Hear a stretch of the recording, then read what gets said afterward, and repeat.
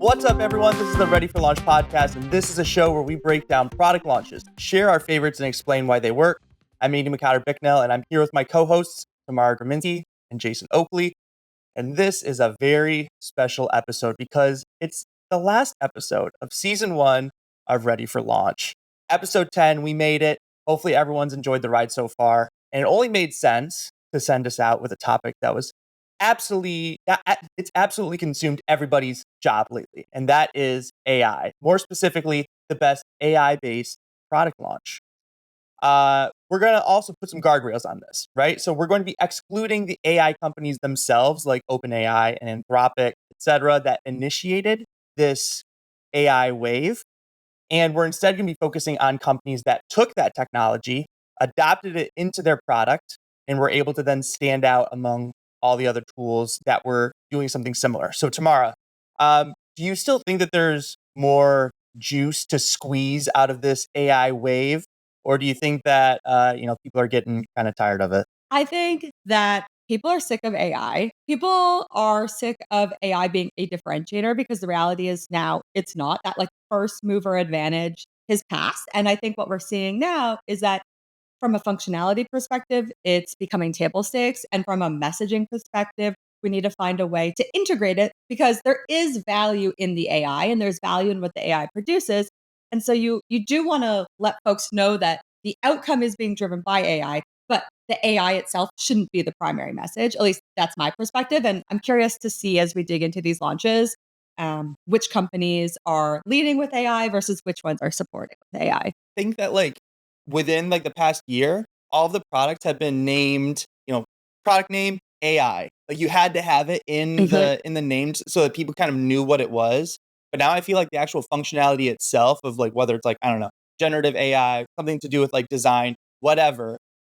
People just come to it they know what that is and they come to know what it expects. Yeah. And so you don't need to bundle it with that AI frame specifically. So yeah, I'm gonna be really curious how this pans out over the next couple of years. Yeah, I think that there's a lot of it, what AI does for people is automation. And there's always been different ways to automate things. And I think that AI now just kind of in a lot of cases comes in under that automation bucket of oh, I'm going to do project management. I want some of what I do to be automated. And we do that with AI. But I think that like you said, Tamara, it's they're looking for the benefit or the outcome, which is I want my job to be automated, or I want to be more productive or spend less time doing X, Y, Z. And AI is just the way they do it. But there's also other things that help with that are just not AI. It's just smart automation workflows and stuff like that. So I think AI just becomes a part of it, not people running to buy your product because it uses AI.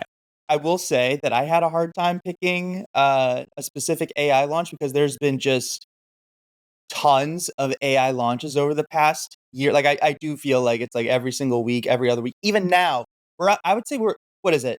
Because ChatGPT came out in November 2022, I think. And so it's been a year and a half. And yeah, I still feel like we're getting lots of AI launches, which, has definitely gone on longer than I would anticipate. But in either case, I've got a pretty strong pick, I feel like, if I do say so myself. I really want to come away with the W. We each have 3 wins under our belt for this, for our voting on the podcast. I think Tamara's winning the viewer's choice, or audience choice, whatever. Grayson, do you want to come on and give us the official numbers? Yes. So as Andy said, this season is tied between the 3 presenters. It's anyone's game.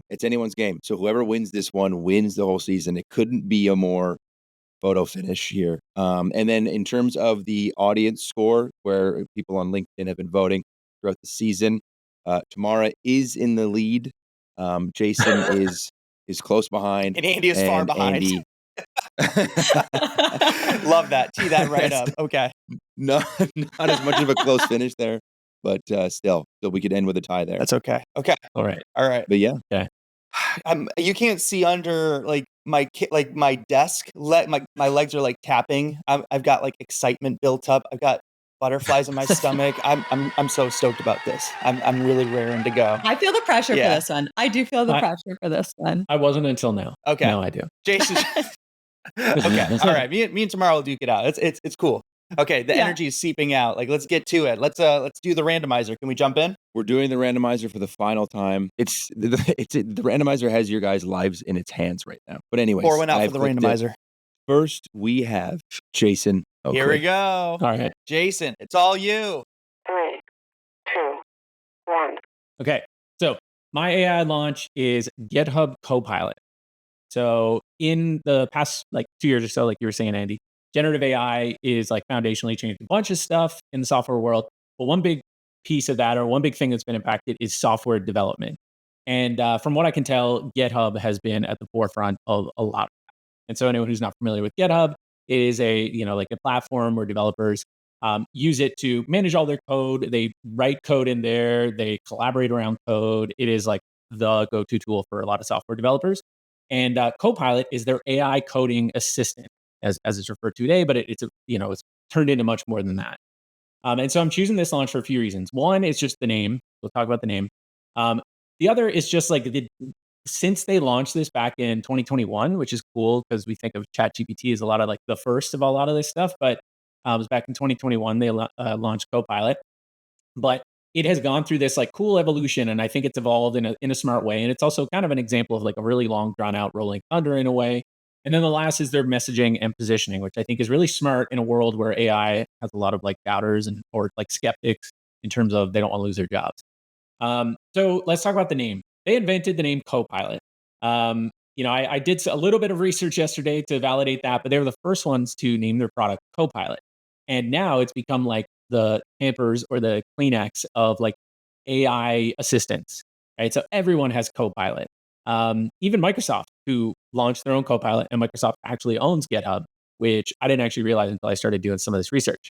But I think it's a really cool example of how the right name can take off and how, in this case, Copilot, I just love the name because it's such a great descriptor of the fact that this is like an assistant. It's your Copilot. It's not replacing you, sits next to you, has like the sidekick job, and it helps you do your job better, which also comes into play. And you'll hear about it more when I talk about the positioning and messaging.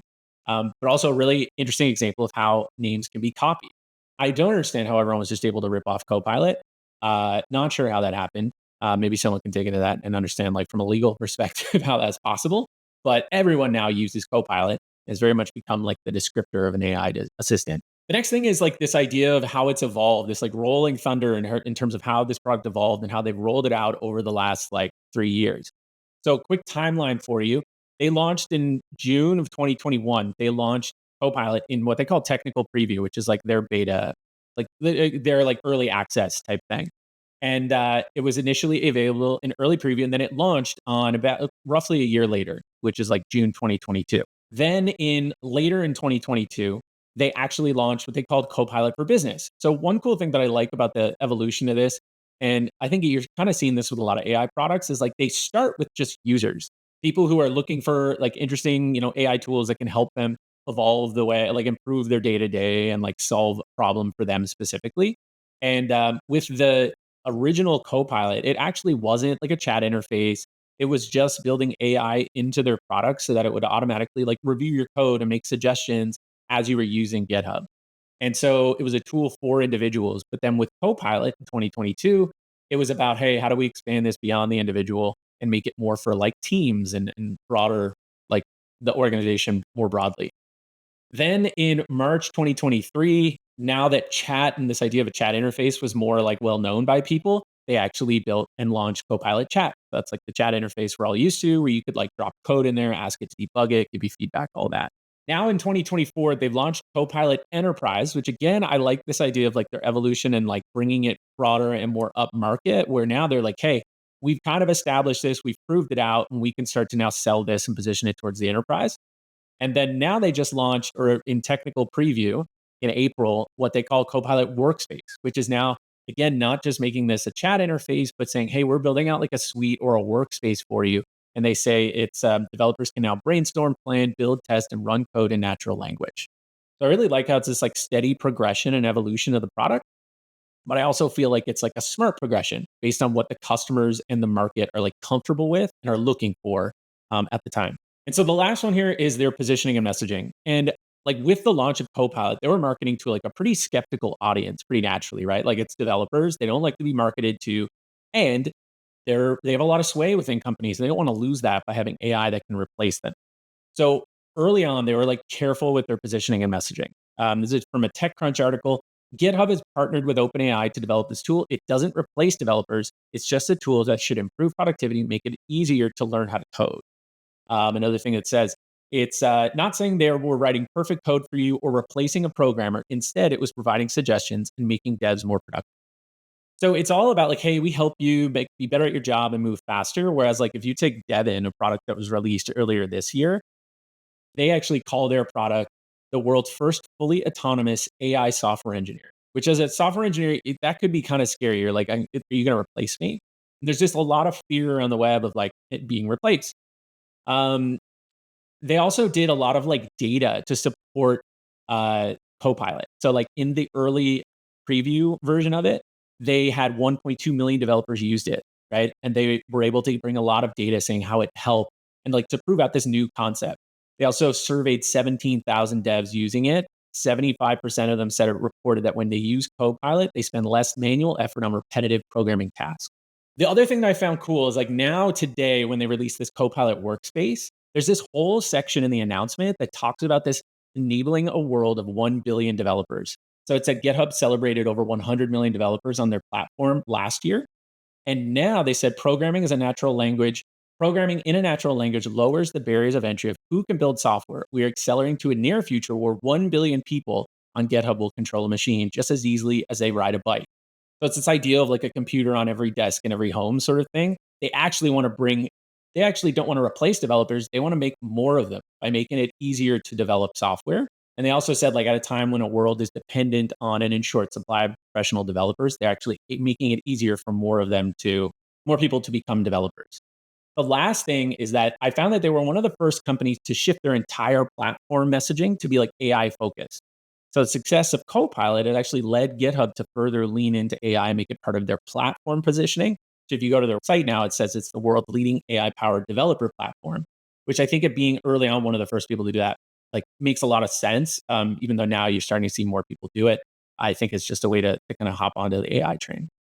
So all that, I think it's a pretty clear sign of a successful product launch of Copilot to see where they've come today. And I'll leave it at that. Well done for your last spiel on season I went one. over by like 10 seconds, but I appreciate you giving me the extra time. No, I was about to Penalty. say we're knocking off a couple points there. No, but I thought you did a great job, and I can speak a little bit to like that Copilot naming because you mentioned like the legality of it, which to your point, yeah, I Yeah. feel like just about maybe half of AI releases, like people call it a Copilot, and we experienced something similar to that. I remember looking into it. This is back when I was at ZoomInfo, and we were launching a sales engagement tool, and we were calling it ZoomInfo Engage at the time. But there were a ton of other tools also called like company name Engage. And we looked into it, and the reason why it's pretty much like okay is because Engage is such like a broad like descriptor. Like no one can really own just like any word really. And so my guess is Copilot is also similar enough to where like it's so broad, it's not like a made up term. You can't really just like copyright it just for like the name of your Yeah. product. So just a little bit of Yeah. backstory there. Yeah. I'm torn on the name thing. I fun fact that it was the first one. Love that. So I'll give them props on that. I agree that the name Copilot is very smart, especially in those early days of, as you mentioned, there's so much fear about AIs replacing us versus being like, no, like you can be better with AI by your side. It's like Batman and Robin. However, I do think it has become commoditized. And like when I hear the name Copilot now, if you just said like I use Copilot, I would have no idea what product you mean because I've like, okay, that's almost every AI product out there. And so I think it's both a challenge and an opportunity for them, I would say. Yeah. I would say too, I feel like that messaging and positioning, and this is like the challenge with really nailing a launch early on. Like if other people take it, like some people are going to probably remember and just associate it with you or like the originator, whoever came up with it first. But then if so many people take it, then it can be hard to like differentiate after the fact, like as time goes on. Like the same thing with like that, oh, we don't replace devs, we just make them more productive. If I had a Right. nickel, like for every time I've heard that, but like insert different like user, like persona, like job title for Marketer, AI. copywriter, whatever, yeah. Everyone says that now. And so it's really not differentiated or memorable in really any way, shape, or form. But you know, at the time when they were launching it, I'm sure that helped bring in users for that initial, you know, big push. But that is an interesting point. Like you probably have to evolve that messaging and positioning over time. Yeah, that is why like I kind of like this idea of like the 1 billion developers. Like Yes.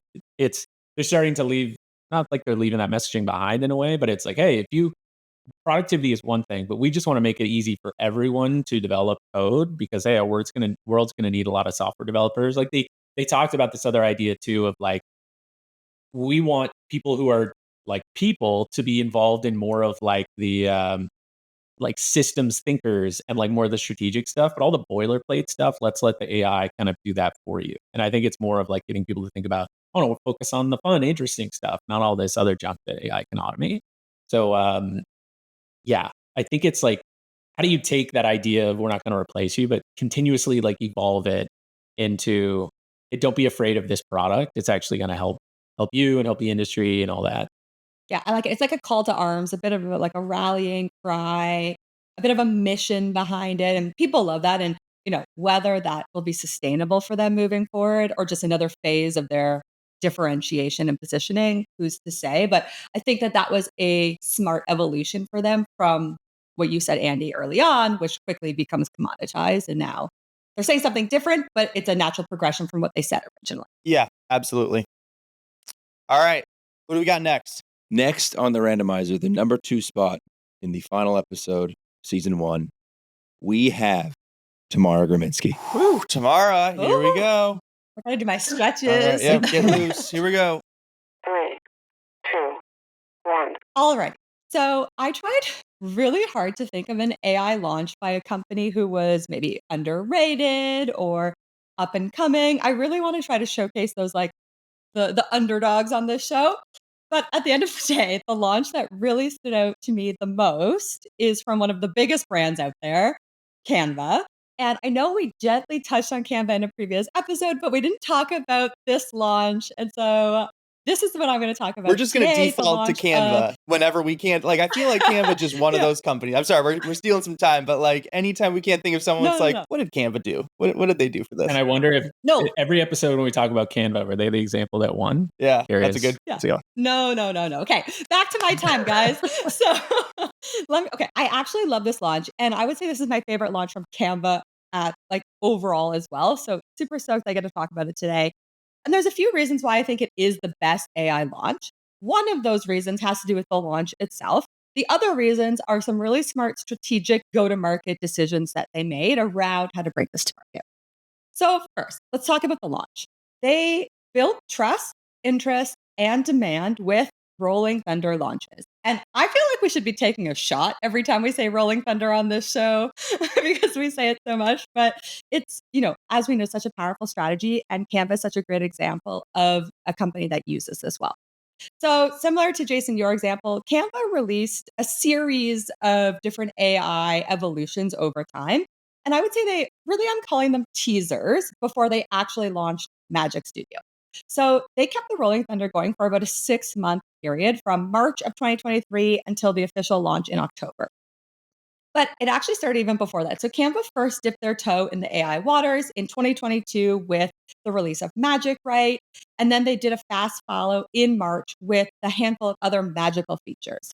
And they actually claim to be the first company to integrate this ChatGPT style AI across their entire product suite.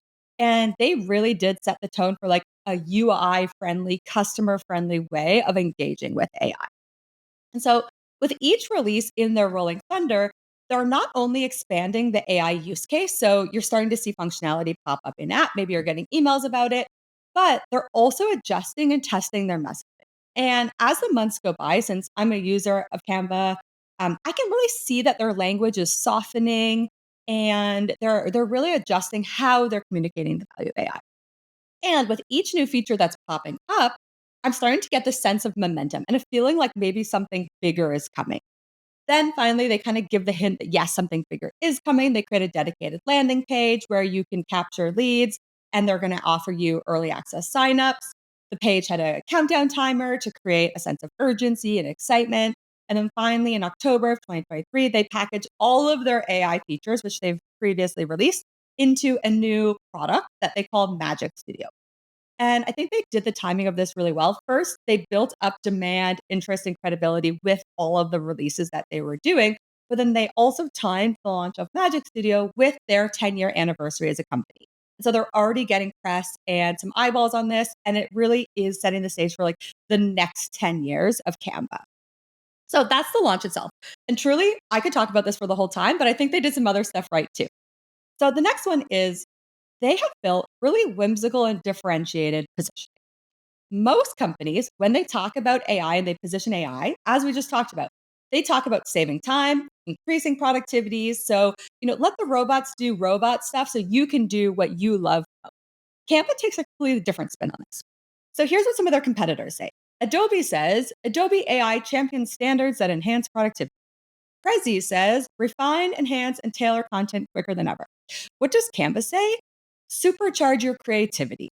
So they talk about simplifying workflows. They talk about saving time, but their leading value proposition is actually about creativity, transformation, dreaming bigger. And so they're positioning their AI as not just, removing the boring stuff so you can be creative, but actually our AI will make you more creative.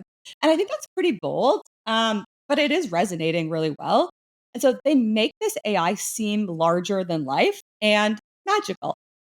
And this magical element is carried through every AI product that they've released at Canva. They have Magic Design, they have Magic Switch, they have Magic Media. Every AI product that's released gets a magic name.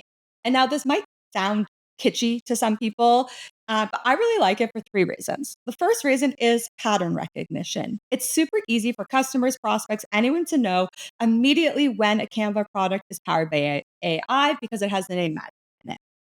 The second reason is reinforced branding. With every new AI product they release, the magic grows. The brand around magic grows. And they're like basically creating more value for what they've previously released with each future release. And so it's super powerful. It's really compounding the benefit of magic. And then finally, differentiation. So, since they've given their AI its own brand, it stands out against competitors who all call their product co-pilots. And it makes it super easy it'd be super hard for a competitor to steal it at this point. It would be pretty obvious that you ripped it off from Canva if you started to call your AI product Magic something. And so, it's not to say someone won't do that, but I think they've built a bit of a differentiated moat here. The third thing I want to talk about is how they address skepticism with launch. And so what Canva did was they put a proactive emphasis on safety and data. And now, the user of Canva is an everyday person. They're not necessarily someone super technical or sophisticated. And so there's definitely a higher level of skepticism about technology and AI. And so they address this face on by launching something alongside Magic Studio called Canva Shield. And Canva Shield is a set of trust, safety, and privacy controls that positions Canva as a responsible and ethical player in the AI space. And so Canva Shield actually allows you to turn on and off privacy settings, like whether your content will be used to train Canva's AI. And in a time when almost every company is like really unclear and fuzzy about this, Canva takes such a clear stand and allows you to opt in, which I just think is super powerful. They also announced with the launch of Magic Studio a $200 million commitment over 3 years in content and AI royalties for creators on their platform who do opt in to help them train their own models. So again, getting ahead of a lot of criticism that could come around this topic of, is it ethical for AI to use other creators' work to train their own model? I'm going to take one more second because you guys interrupted me earlier. Not only are these all compelling reasons, but when you name your product Magic something, it better actually be magical. And it is. I mean, the best part of Canva AI is that it just works, unlike any other AI product I've ever used. If you've tried it, you know that it really does feel like magic. And so spot on there. And fun fact, as of May 2024, Canva's AI products have been used more than 5 billion with a B times. And so I'm obviously not the only one who thinks that it is magical. I rest my case. Boom. Well done. Boom. Leaving us That with was that nice. stat. Love it. Love it. Love it. Love it. I think that there's a couple things that I love about this launch. One is I think they replicated multiple things about the Canva Magic launch in other launches down the road. Like I remember like that countdown thing that you mentioned. A lot of like the in-app walkthroughs. I remember seeing that with like their product showcase, which I think they did like maybe, I don't know, like I guess it was close to like a year later or maybe 6 months later, whatever.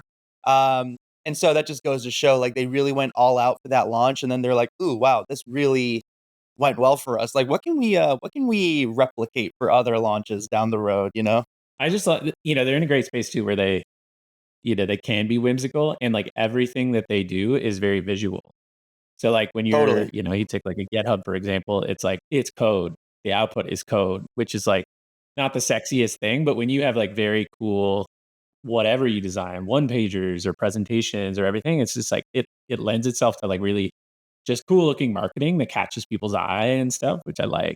I really like too that the whole like royalty piece Yeah. Yeah. Yeah. I didn't rolled know out. I that. think that's just super I've smart never and heard of it's that like before. needed too. Yeah. Because I do think you're gonna Yeah. a platform like Canva, like you come in there, eventually you just be able to like design me a one pager that looks like XYZ, and it's gonna make you something that's probably based off like things people have built in there. And so I don't know how that revenue share is gonna work, Yeah. but that's awesome. Yeah. Do you have any more info on that, Tamara? It's unclear. Basically, so when you go into your Canva Shield, there's a toggle that lets you turn on if you want your content to be training the model or not, and then a few other options.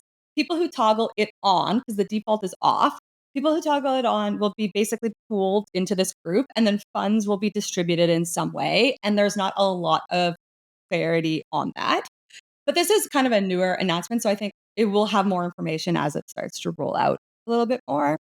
Um, but I love that. Like, I just feel like they're doing the right thing. And there's so many tools and products where it's like, just be unclear. Just like leave it to the imagination. Like, or like default on, we'll use it to train it and like make them jump through hoops if they want to have it opt out. And I just love that they're like, no, we're going to default you to opt out. We're going to give you so much options on how to opt in and just make it super clear because I feel like that immediately I trust them more, whether or not I should. I just do because they've taken a stand on it. That's true. Yeah. Yeah.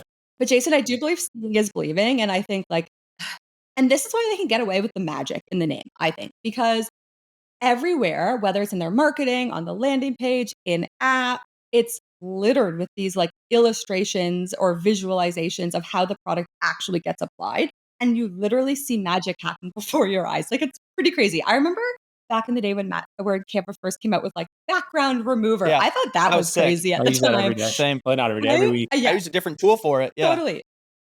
Exactly. And now it's like the magical moment that you first experienced when you used that product is replicated across their entire product in every tab that you go into.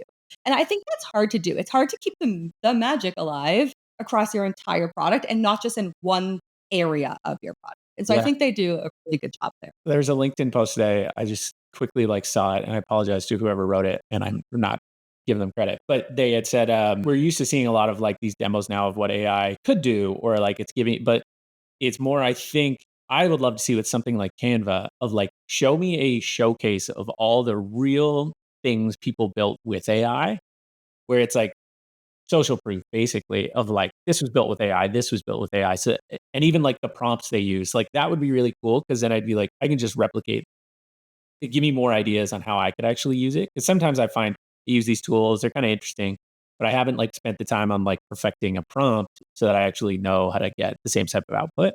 So All right. Well, there's only one person left. God, I'm so nervous. This is the most nervous I've been this entire podcast, even more than than our first episode. Oh my God, my hands are sweaty. I was definitely more Mount nervous on the spaghetti. first episode. Oh my God. Okay.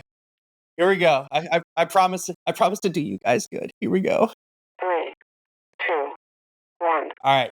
I'm not gonna bury the lead this time. My pick is Notion AI. First, what is Notion AI? So for those that don't know, Notion is a productivity and note-taking tool, very, very popular for both business and personal use cases. And Notion AI, as you can imagine, applies AI into helping people stay more productive when they're writing, organizing tasks, etc. Not dissimilar to a lot of other AI applications that we've seen at this point. So, but there's 3 reasons why I'm picking Notion AI. The first is speed and innovation. So let me paint a quick picture for you to explain why. So Notion AI's alpha release was November 16th of 2022. And we've kind of already touched on this, but just play along. Do either of you know when ChatGPT, the public interface that everyone went crazy for, when that was released? Specific date? October 23rd. No? June? It was November 30th, 2022. So this was 2 weeks after Notion AI Alpha was announced. Really? So even before, yes, exactly, yes. So and I'll Really? go into it. So even before that massive craze swept the tech world, the Notion team had already predicted that it'd be really helpful for their customers. They weren't just reacting to what other companies had added to their products. So keep that in mind. Their co-founder and CEO, Ivan Zhao, published to a blog last November describing some of the details leading up to this launch. In it, he mentions a couple interesting things. So number one, how they had actually visited OpenAI's office in as early as 2019. The product obviously wasn't ready back then, but it just goes to show how in touch they were with up and coming tech. And the second was how their wait list for Notion AI ended up being over 2 million people when they were expecting just a couple of 100,000. Okay, so I actually too have a really vivid memory of this. When I requested to join the beta, when it had come out all those months ago, I got a pop-up that said something along the lines of, "Congrats, you're on the wait list. You are number 235,000 in line." And I just thought that was hilarious. I actually messaged other people that I knew had also requested access to see what ridiculous number they had or where they were in line. And their numbers, yeah, they were as equally as ridiculous.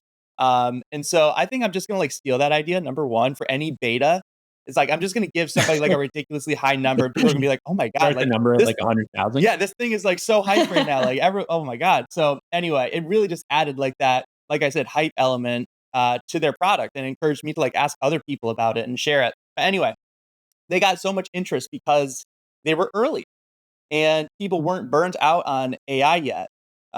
They were one of the first consumer technologies to implement the potential of AI in the ways that are almost second nature to us now. And so that's my first reason for picking them. And the second reason is, wait, you guys, we all need to take a shot because my second reason is rolling thunder, baby. No, I'm not kidding. So Notion AI wasn't just a one and done launch. They launched it publicly in early 2023 and continued iterating throughout the year to make it better. And it started with simple prompts like, "Hey, we're write a blog, check for grammar and spelling." And then over, the course of many months, it turned into Notion projects, which allow project managers to use AI to do the heavy lifting. And then Notion Q&A, which turns the platform into a wiki and where your employees can really just ask any question about policies, company goals, whatever. And Notion would then answer based on the info that was in the company's Notion instance.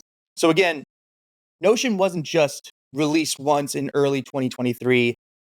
It was released again and again and again throughout the year to drill into people's brains that it's there and it could help them.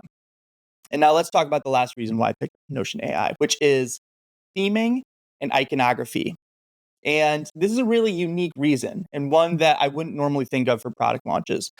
But it was really important in the case of Notion AI because it was such a unique, different capability from what people were used to. Remember, again, this is before almost the ChatGPT craze. So people didn't really know what it was all about. So Notion had to really ground this capability into something that was relatable to people. And what they landed on ended up getting copied by hundreds of other companies that added AI to their product. And that is the theme of, I'm going after you, Tamara, magic and the iconography of the sparkle emoji. So that's right, I'm saying it now. Notion AI was the first release that made the sparkle emoji synonymous with AI and the first release to use the theming of magic to describe what AI does for users. And you can see that if you go onto Wayback Machine.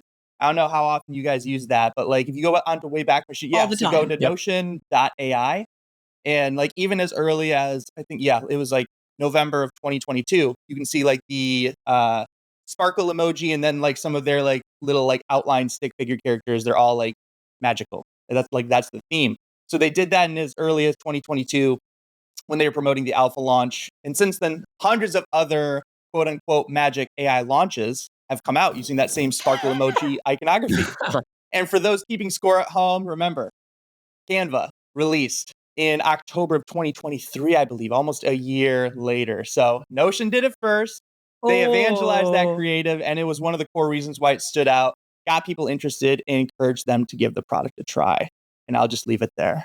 I would like to correct the stat, Andy, and say that Canva released the Magic Write in 2022 as well. So who's to say, did Magic Write come out before the Notion Sparkle? Okay, all right.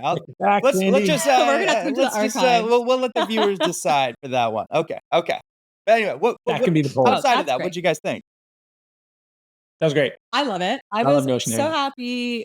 Yeah, so happy when you chose this. So I love Notion. Like I use it, and I'm almost embarrassed to say this. Like I don't use the AI capabilities. Yeah. Is that crazy? Like, do you guys use AI in Notion? I do. Oh, yeah. I use it for very basic capabilities because I'm like, well, actually, because we use it at Apollo too, but we don't pay for the AI capability. I'm not the admin, okay? So I don't control that stuff. But when I first started at Apollo, we had enough of like the free trial like credits that would come up, and I thought it was very helpful. Like I did use like the Q&A. I did use like the summarizing capabilities because we use like a lot of docs for pitching projects, like why things are important, like that kind of a thing. And so I would use the summarizing tool all the time for that. What I like about it is that, if you think like a lot of companies just use Notion for everything, so it's kind of like how you see AI now going into like Google Workspace and stuff like that, where it's just like, I've used it in Notion because I'm writing like some messaging in Notion and I want someone, or like copy I'll be writing and I'll want maybe a long form of something and I'll ask it to cut it down or make it more concise or make it like a 7th grade reading level or something like that. It's pretty good in that way, where I think like the interesting thing about their product is that the use cases are like so broad. There's like a million different use cases for Notion. And so that's why it's cool when you see like like Jess, for example, come out with like AI for product marketers. It's like taking their AI and actually putting it on a use case, which is cool.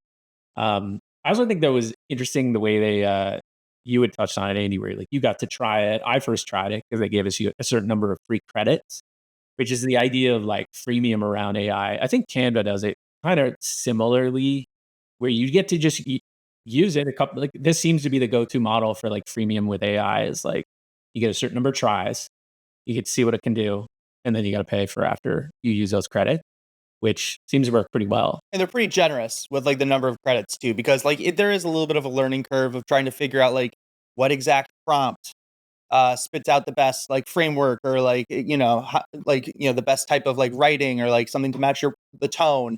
And so you really get used to using it. And then like when they finally cut you off, you're like, oh, I kind of need that. That'd be, you know what I mean? The other thing that I noticed too, which is, we didn't plan this, but each of our AI choices, they were like pioneering different AI use cases. So like Jason, like yours with like the dev persona, Tamara, Canva with like designers, and Notion with like writers or productivity. So it's like different applications that are now, I would say like the norm.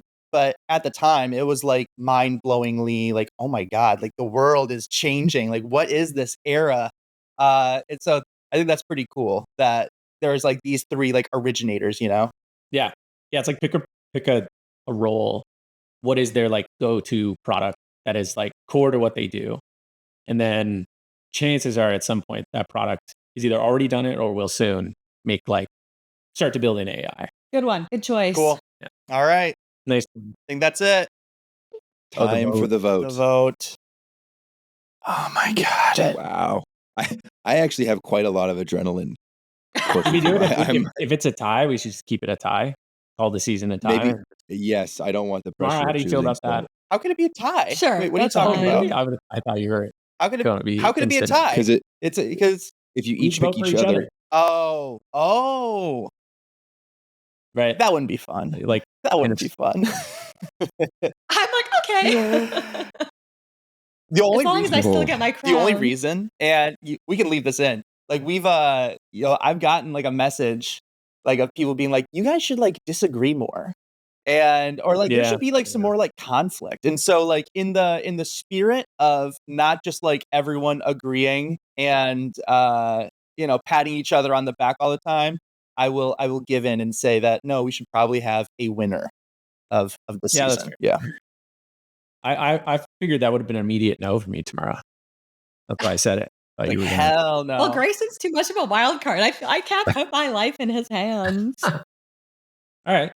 So then, is there anything on the line here, or is it just bragging rights? I think it's just bragging rights.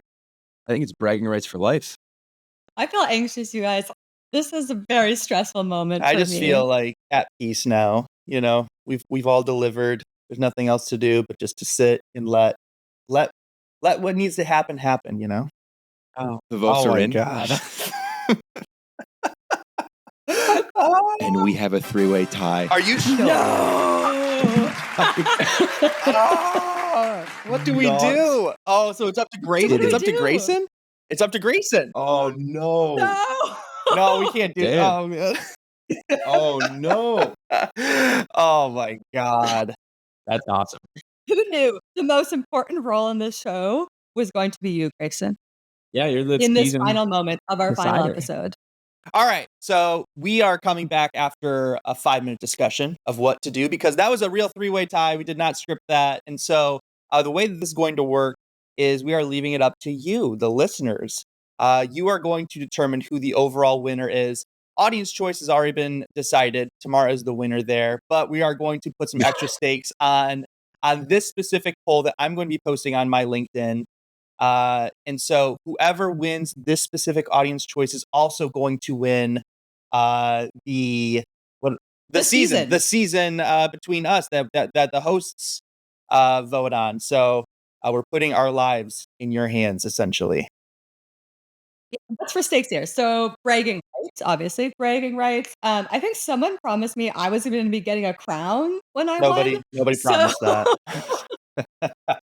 Okay, so I'll be making myself a Okay, so crown. tomorrow You go ahead and you make yourself Yeah, a that's crown. fine. That'd be Yeah. that'd be perfect. High stakes Yeah. here. So this is big. You guys got to come through for us. Here we go. This was fun. I'm like, this is a bittersweet moment. I can't believe season 1's Yeah, over. I know. Absolutely. Yeah. If I does can feel like if it's I can just been say, going on for a if while. I can just have a moment, I will just say it has been an absolute pleasure working with you, Jason, you, Tamara, you, Grayson, and just to everyone listening. Like this takes a lot of work to put together this podcast, lots of research. This is not just like we hop on and chat. There's a lot of like behind the scenes logistics that go into scheduling, doing all the creative, all the prep.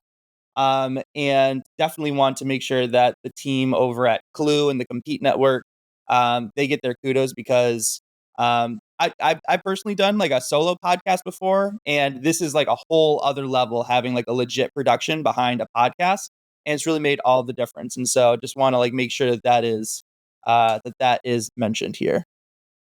Yep. And a big special shout out to you, Grayson, because you've just been awesome. Yeah. Yeah, keeping us on track, hurting us. Yeah. Hurting us. MVP. All right. Exactly. Thank you so much, Well, Grayson. thank you guys. This has been a really fun, really fun show to produce. And season 1 couldn't have gone crazier. I can't even believe it. It's been a ride. It's awesome. It has. Is this your favorite All right, so podcast that yeah. you've worked on? Yeah, for the record. I plead the fifth. Plead the fifth again. We're gonna let him off the hook twice in the same podcast episode. Okay. All right, that's fine.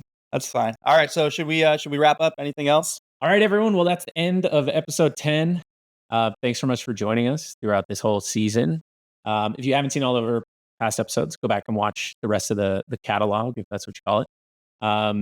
And yeah, like the plan is for us to do a season 2 if that's what people want.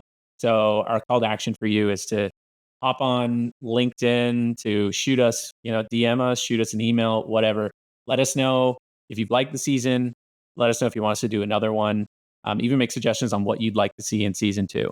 If people want it, then we'll go and we'll make season 2. So we'll leave it at that. Thanks again for everything. Big shout out to Klue. Big thanks to you, Grayson. Big thanks, Andy and Tamara. And we'll see you on season 2. See you at season 2. Bye.